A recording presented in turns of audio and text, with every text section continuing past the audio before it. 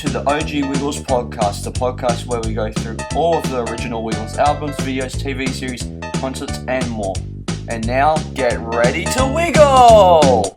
Hello everyone, welcome to the very first episode of the OG Wiggles podcast, where we talk about all of the OG Wiggles videos, albums, concerts, and more. I'm Jack, and today on the OG Wiggles podcast, we are going to be talking about the very first Wiggles album from 1991 called The Wiggles. And of course, the Wiggles are Greg Page, Anthony Field, Murray Cook, Jeff Fatt, and Philip Wiltshire. We'll get to him in a minute. In this history segment, which, take it away. Originally, Field and Fatt were in the pop 80s band called the Cockroaches. One day, Anthony Field dropped off his sister to Macquarie University and decided it looked good, so he could sign up as well. He talked to Greg Page, who was currently a roadie for the Cockroaches, and convinced him to come and have a look too. This is where they met Murray Cook and Philip Wiltshire. They studied early childhood teaching. Anthony Field was studying to be a preschool teacher at Sydney's Macquarie University. It was there that Anthony learnt all about child development, child psychology, how children think, and the importance of play in the children's lives. He loved the course and enjoyed campus life, he recalls. At university, there were maybe 4 or 5 guys and 400 women, which was a bit overwhelming. I think the blokes got together as a bit of a bonding thing. Most of the 4 or 5 blokes at university were musicians and included Murray Cook, bass player for Finger Guns, and Greg Page, singer for Dead Giveaways at the former Cockroaches roadie.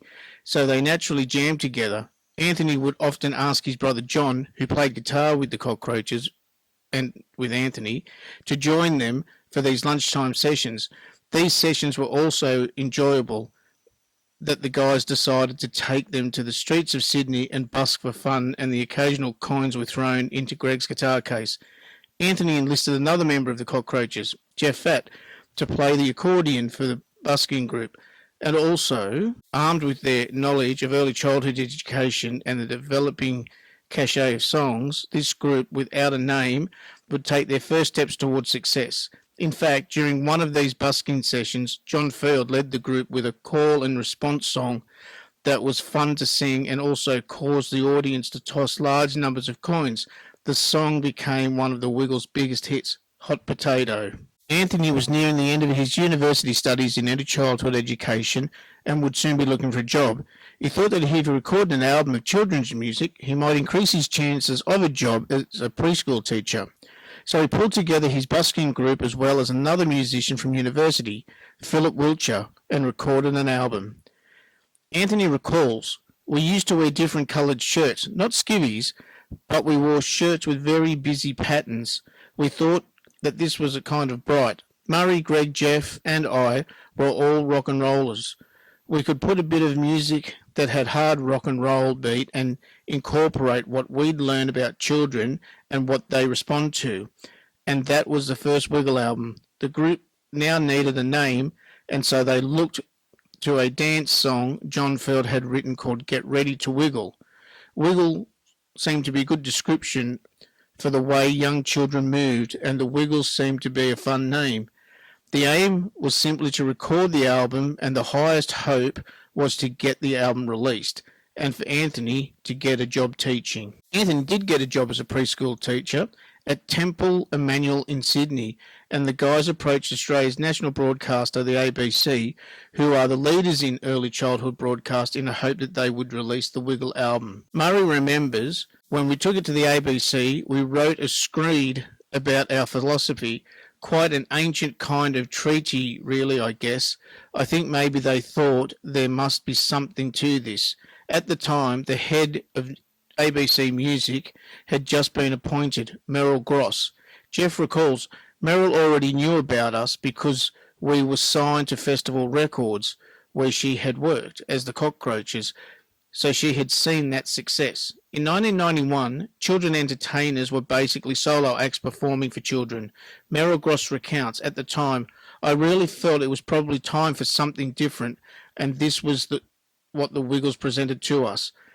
And so, in her first week of heading the ABC Music, Meryl signed the Wiggles. All right, guys, so we're back. So I am a huge OG Wiggles fan. I love the OG Wiggles. They were one of my favorite things as a kid. That high five and hooey doolies, and Steve Irwin were the four things I looked up to the most as a kid. And I think that, I mean, we'll get to the songs in a second, but I feel like that the original Wiggles, especially the the '90s era, is the era of the Wiggles I grew up least with, but I still know a lot of the songs because a lot of songs that I grew up with, they've either been redone or um, remade from those original albums that they released. So we're going to talk about. I have actually three songs that I have little histories about, and then I'm going to go through the whole album and rank them. So the first one is of course on the album is of course Get Ready to Wiggle. Now,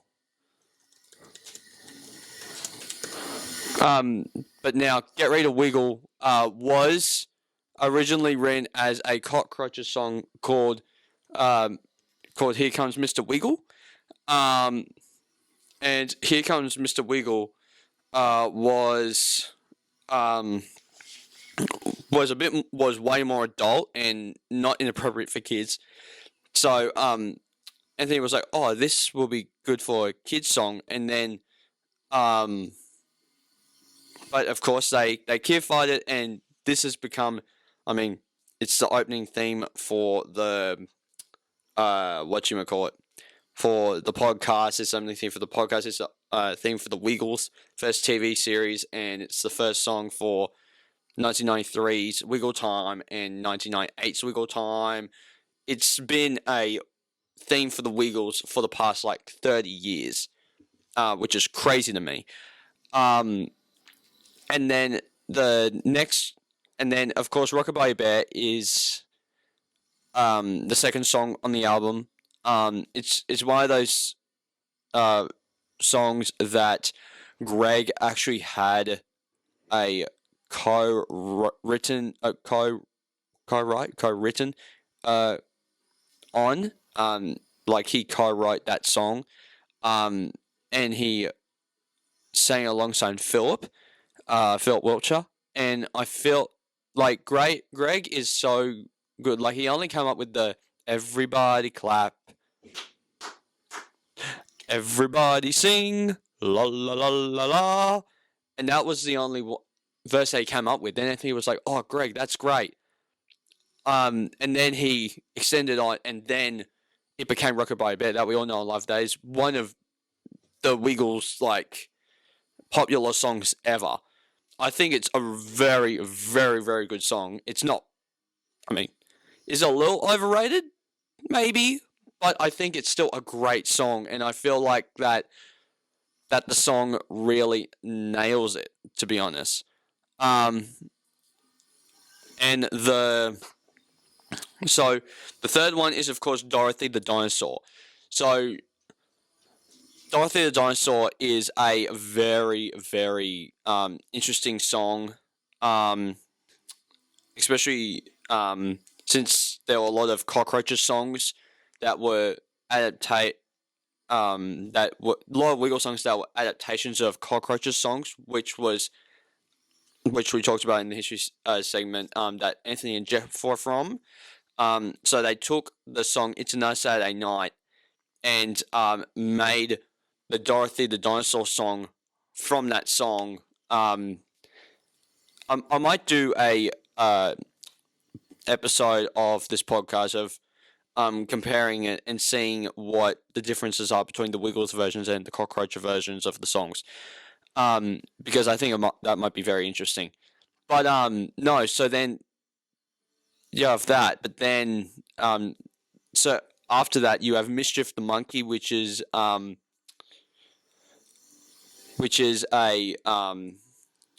which is a character that the Wiggles had for their first few concerts, but they kind of got rid of him. He didn't really last very long, to be honest. But I think that there was a lot of things in there that are actually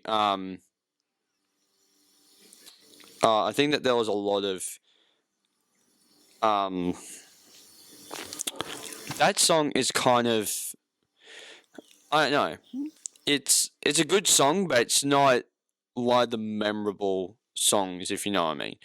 Um, I think that it's a great song from this album, but in the grand scheme of the Wiggles, it's one of those songs that you can't forget, even though that I think that it's a very great song. And then you have Lavender Blues. I think that this is one of the more weaker songs on the album.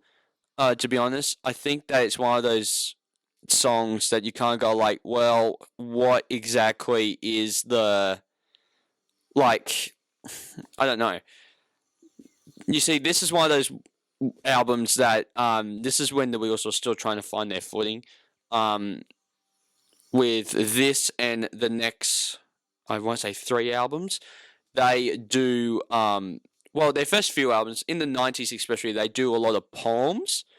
So they do both songs and poems in their first few albums, and this one is very heavily poems and songs. But Lavender Blue is one of the more weakest songs. But one of the what I want to say is one of the better I want to say poems is of course Gog Gog Train. I think that Gog Gog Train is a is a is a very inventive poem, to be honest. I think that it's one of those ones that doesn't really get, like, that kind of gets overlooked when you see the albums, because the three or I guess 4 songs that come from this album are main staples of the Wiggles history, right? Like, there've been versions of those songs so many times, whether if you're looking at the Greg era, the OG era, or the Sam era, or the Emma era, or the current era of the Wiggles, right? Like, 4 of those songs have been remade to oblivion. But the other ones have been kind of fallen back on, like, oh, we don't really need this song, type of thing. But no, so I think that that's very, very very interesting. But Archie Seam was made by Philip Wiltshire. This was a song they made when he was 19, I believe. And it's a very what do you call it? It's a very simple song, which I like. And then the next one is Mono Montezurama, which I think is honestly the worst song on this album. Not just more on my ranking of the songs, but I think that's the worst on the album. It's the one that I'm like, I can't get into this. I think there's a reason why they kind of remade the more popular songs, or the newer songs that they've made, they've gotten better at more catchy musical instrumentation, or something like that, right? So I think that's very, very interesting. And then we go back to Archie Seam, which I think is the second part of the first Archie Seam. Again, great. It's so good. And then Ducky Ducky is another poem. I like Ducky Ducky. I think it's a really good poem, but I don't think it's I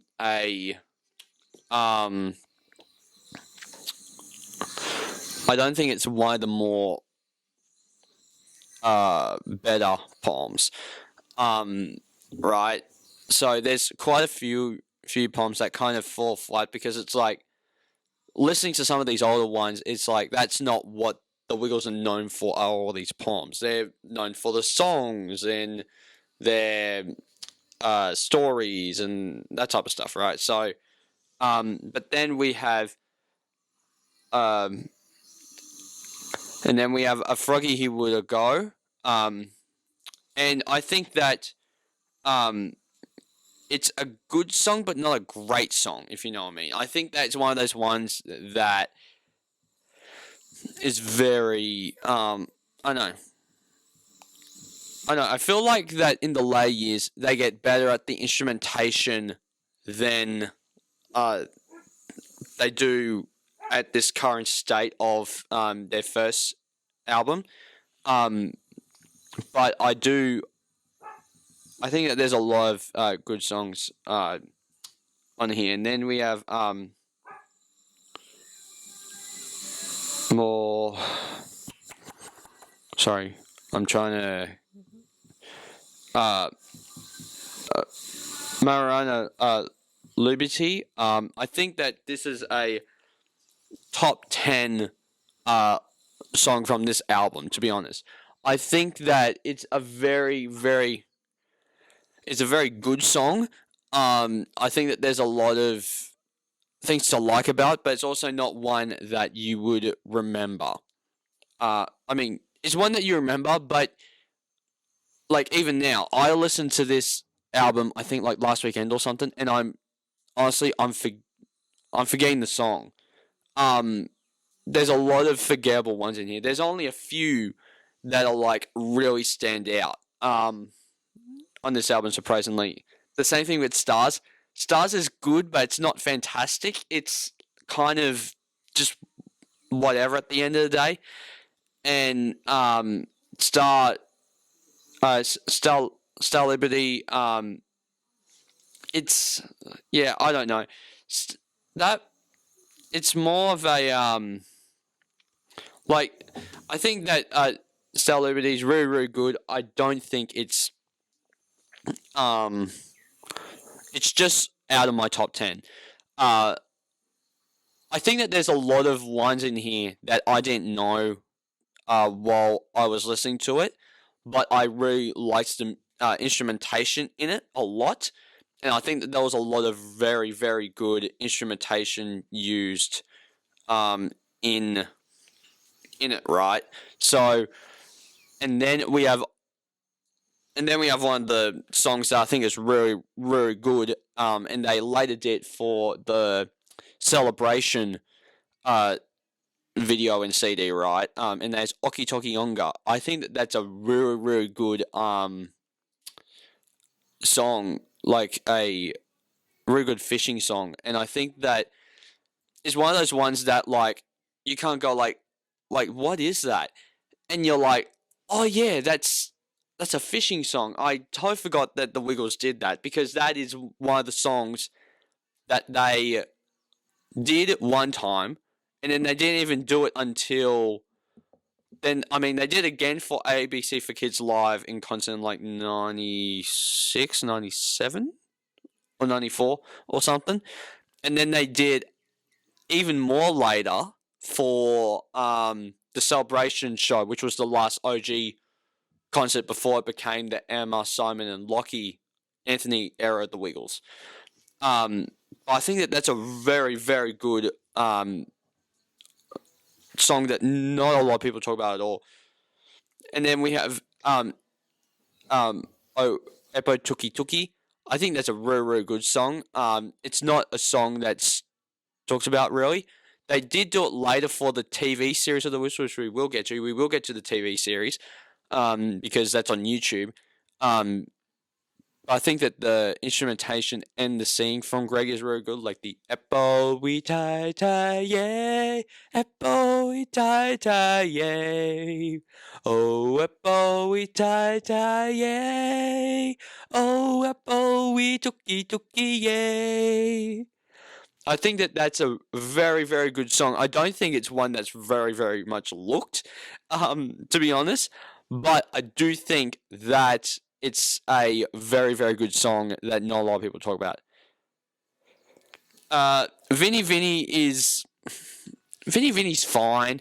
I don't think it's a fantastic song, but I think that's a very, very good song, to be honest. And I don't think that there's a lot of ones in there that stand out a lot, really. I think that, like, Vinny Vinny at the end of the day is fine. Same thing with Spot the Dalmatian. Spot the Dalmatian is I'm trying to figure out my thoughts on this song. I mean, it's good. It's not at number 20 for me. I mean, we'll get to the rankings later, but just to kind of get where I'm at with these songs, I'm going to tell you certain songs that I have in certain places. But I think that there's I don't think Spot the Dalmatian's a great one. Unlike the next one, which is Johnny Works with One Hammer. This is a staple song for the Wiggles. And they did for Yummy Yummy, and then they did for their re-record version of Yummy Yummy. I might do a video. I do have a plan to do a review of each of the versions of those videos separately, but I might do a bonus episode when I eventually get around to reviewing both of them or comparing them. Because it's the same thing with Wiggle Time, Yummy Yummy, Big Red Car, and Wake Up Jeff. A lot of their early videos they remade into modern versions, which is very interesting. But then the Man in the Moon, I think that again it's fine. I don't think it's a fantastic song. I think it's all right. There's a lot of songs in here that I'm like, these aren't terrible songs. They're just fine at best. This Old Man. I'm trying to think here. This Old Man was really, really good. I liked This Old Man. I think that it was very, very good. It's not a lot of great. I mean, it's good. Let's just say that it's around my top 10, and it's just outside my top 5. So it is very, very good. This is an album that I'm listening to a lot, to be honest. When I'm thinking of Wiggles, and then we have Soagan. A lot of these are poems. The poems I can't really get into, to be honest. The same thing with Wind, and Joseph John's Liberty, and Desert Dreaming's not a great one either.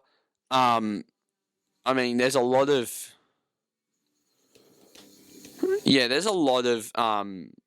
ones in there that are. I mean, they're fine, but they're not like anything fantastic, right? So I think it's just one of those things. So I'm going to give you guys my ranking of all the songs now, since I've given you guys history on some of the songs, and my opinions on some of the songs.